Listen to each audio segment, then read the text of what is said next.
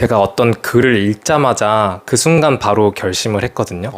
그 20대 노인도 있고 60대 청년도 있다라는 말이 있었어요. 그럼 그 백수에서 지금 대사관에서 지금 프랑스 대사관에서 어떻게 보면 업무를 주는 거잖아요. 그렇게까지 할 수 있었던 본인의 터닝 포인트가 뭐라고 생각해요? 백수일 때 제가 지원했던 회사 면접이 포인트였던 것 같거든요. 그때 백수로 지내면서 결국에는 회사에 어떻게든 일단 취업을 하면서 계속 부모님한테 조금씩이지만 어쨌든 지원을 받는 게 눈치가 보여서 백수를 탈출을 어떻게든 해야겠다라고 하던 참에 친구가 그 뮤지엄 비지터라고 한국에서 요즘 되게 잘 나가는 패션 브랜드가 있는데 거기 공고를 보내줬어요. 근데 그 공고에 뭐 조형이랑 뭐 디자인이랑 영상이랑 이것저것을 다 할 수 있는 사람을 찾는다고 써져 있었고, 그런 의미에서는 대학교도 자퇴하고 뭐 디자인 회사도 결국에는 중간에 그만뒀지만 그런 다양한 경험들이 있는 저한테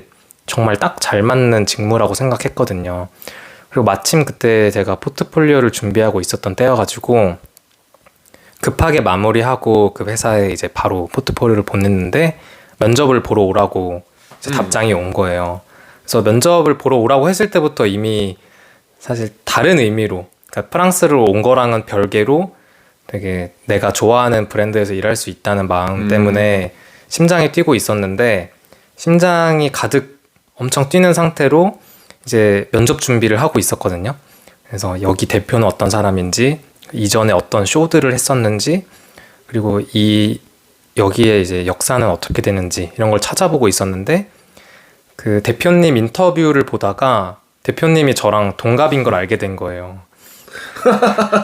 저는 결국에 큰 꿈을 가지고 스타트업을 다니다가 결국에는 꿈을 좀 접고 그냥 쳇바퀴 돌리는 삶을 살려고 결정을 했는데, 갑자기 저 먼 곳에서 저랑 동갑인 사람이 해외에서 열심히 공부하다가 들어와서 브랜드를 만들었는데 뭐 팝업을 하면 완판이 나는 그런 사람이 돼 있는 걸 보니까 내가 스스로 꿈을 죽인 거에 대해서 되게 현타도 많이 오고 약간 씁쓸하기도 하고. 네, 씁쓸한 정도가 좀 많이 강했어요.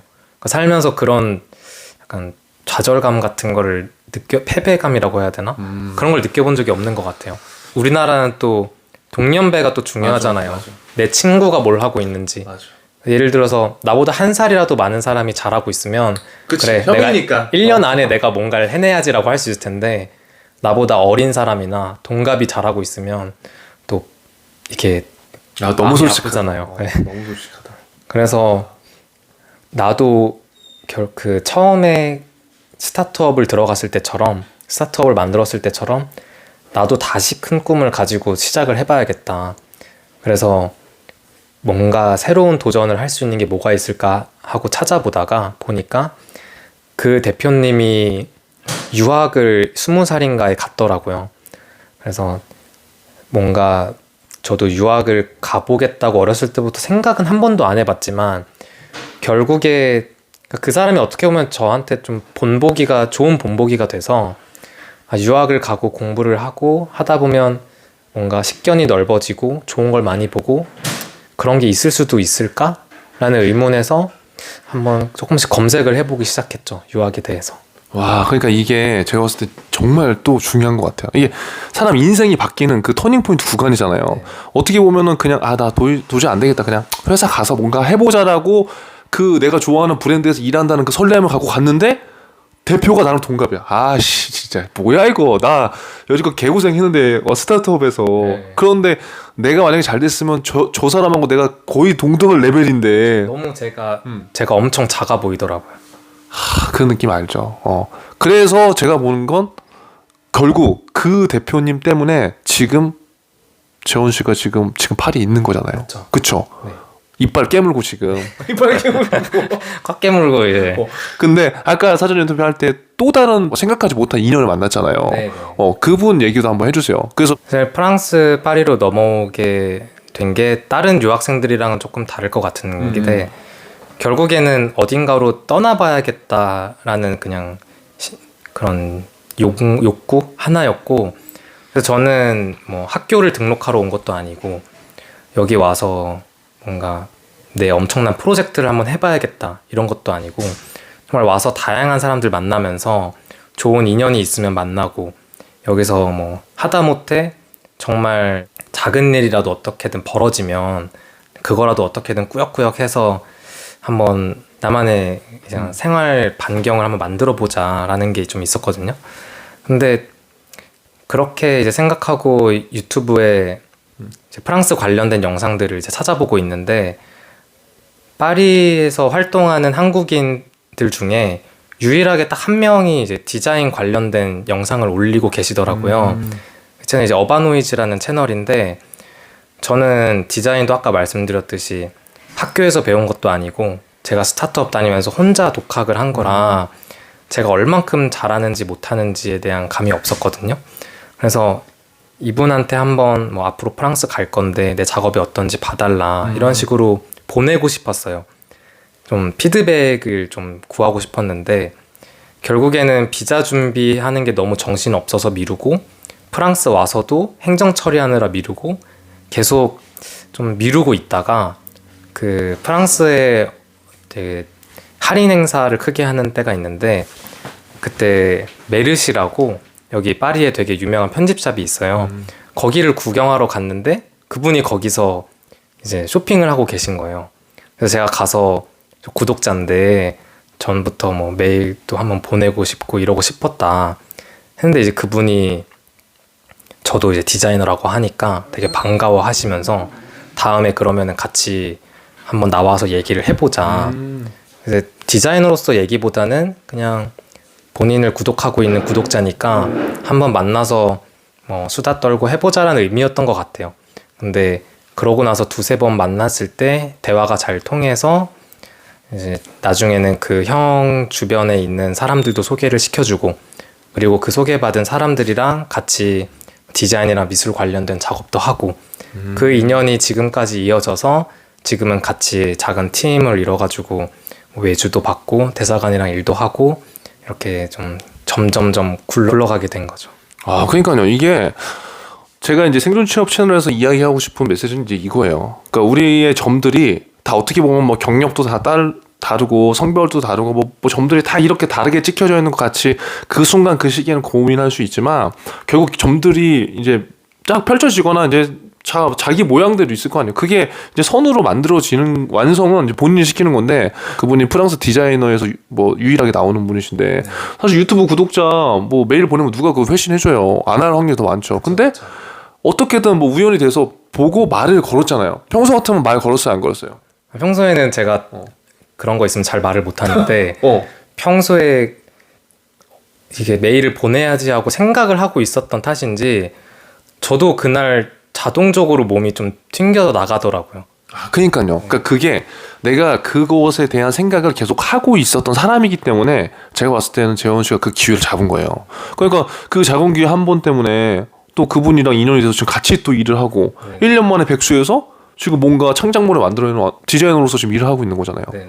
그래서 그러한 점들 그리고 스타트업에서 3년 동안 그렇게 개고생하면서 맞잖아요. 개고생 그렇게 노력하고 본인만의 가치를 위해서 뭔가 창작을 했던 그러한 경험들이 지금 쌓여서 오늘 파리 이 자리에 저는 있다고 생각이 되고 오늘 아마 인터뷰를 하면서 저 역시 굉장히 많은 걸 배웠거든요. 그래서 조금은 우리의 삶이 저는 다를 수는 있다고 생각해요. 모두 뭐 획일적으로 가야 하는 건 아니기 때문에. 그래서 오늘 재원 씨의 인터뷰를 보시고 여러분들이 조금 무조건 나는 미대가 아닌데 나는 뭐 예체능이 아닌데 그런 생각보다 이렇게 또 사는 사람들도 있고 이렇게 생각을 해서 본인만의 터닝 포인트를 만든 사람도 있구나. 이렇게 한번 생각해 주시고요.